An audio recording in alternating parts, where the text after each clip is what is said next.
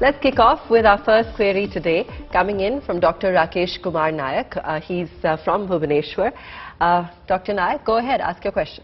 Hi sir, this is Rakesh calling from Bhubaneswar.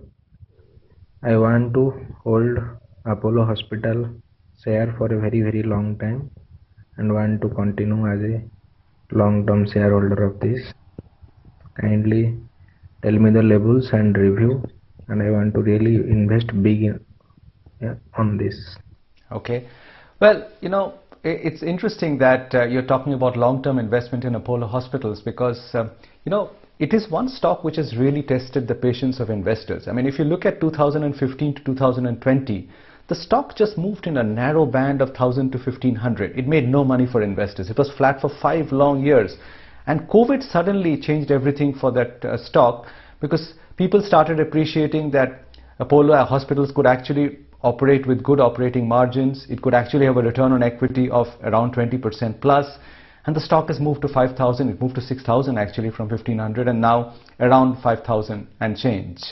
So, it has already gone up 4 times or 3.5, 4 times in the last year or so. But I still think there is a lot of interest in hospital stocks because, as I said, there is every possibility that Apollo will go on to make a return on equity of in excess of 20-22% in 2023. It's been a long time coming, but we are probably there. And the combination of its businesses, from pharmacies to hospitals to the digital part, they all seem to be firing okay.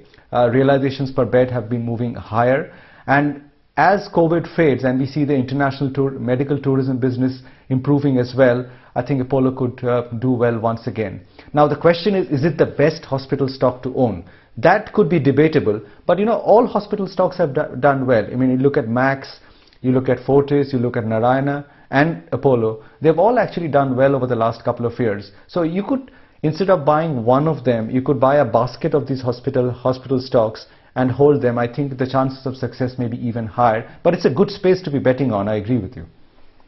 Okay, Rajesh Kateja has also sent in his query from Mumbai and he's looking at GIC. Go ahead, Rajesh. Hi, my name is Rajesh and I'm calling in from Mumbai. I wanted your advice on General Insurance Corporation of India. The stock has corrected 70% from its IPO price. Do you think it's a hold or a sell? Thank you. Well, it's not for me to give you stock recommendations like that, but I'm no fan of GIC. I mean, since you have been following the company, that it's in the business of reinsurance. It's been a couple of difficult years for reinsurers because there have been so many catastrophes across the world. Also, the premium growth has not been anything to write home about. So if you want exposure to the insurance segment, I'm not sure GIC, despite a 70% fall in the stock price, is the best way to look at it. I mean, I think there are interesting insurance companies which are listed, both in general and in life insurance. So, I mean, you could look at names like HDFC Life or ICICI Prudential Life or SBI Life in life. You could look at ICICI Lombard, which is a high-class general insurance companies. None of these have actually run away along with the market. In fact, I would say that their performance has been quite muted over the last 1 year. So they are not trading at runaway valuations. So if you need exposure to insurance, I would recommend that you look at some of the private names in life and general insurance, some of the ones which I mentioned, and probably give the PSU reinsurer that you have in mind, GIC, a pass.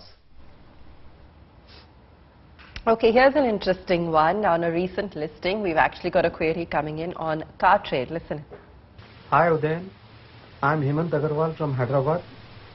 I'm holding 1500 shares of Cartrade and my buying price is 1500 rupees. Should I average it or sell it? Thank you.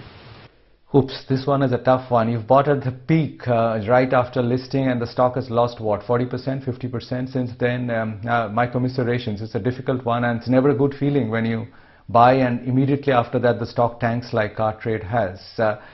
It's an interesting enough business, this online automobile sales business. The used car market is also going to be quite significant in the years to come. So there's no problem as such. The thing is, of course, the starting valuations were very high where you bought. That is part of the problem. Also, the market is quite competitive. I mean, you have other players like Cars24 and Car Dekho where you can see all those ads playing on television all the time.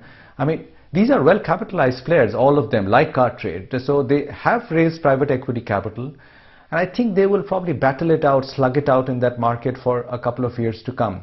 Usually too many players in a digital space do not succeed in making a lot of money. One of them will, maybe a second one will survive, but not all of them. So the market is not totally sure which of these companies comes out on top a couple of years down the line, and that seems to be a little bit of a problem. Also, the good thing I like about Cartrade is it's not one of those companies which are making huge losses. It's actually going to be profitable this year unless something goes wrong.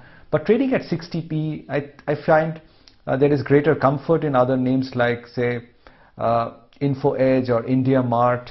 I think these have better business models, and probably if you have to pay this kind of P multiple, you could be looking at some of those names rather.